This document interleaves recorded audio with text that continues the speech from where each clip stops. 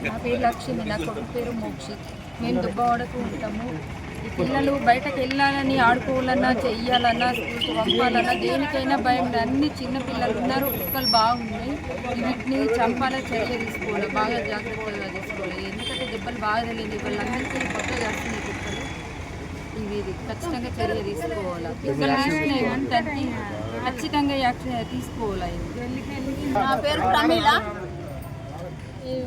ఇప్పుడు చీర్చుని కలిసింది అయితే బాగా ఆడకట్టుకు ఇప్పుడు పెద్ద ఆమెను కూడా కలిసింది. మా ఇంటి వెనక ఆమెను బగ్గ మందిని. ఇప్పుడు 8 మంది చిన్నపిల్లలు, ఇంకా చిన్నపిల్లలు ఉన్నారు మా ఇంట్లో. అందరు బయటకు వెళ్తారు సార్. మరి ఎట్లా ఆ పిల్లలను, ఆ కుక్కలను మొత్తం చీర తీసుకోవాలి కొంచెం.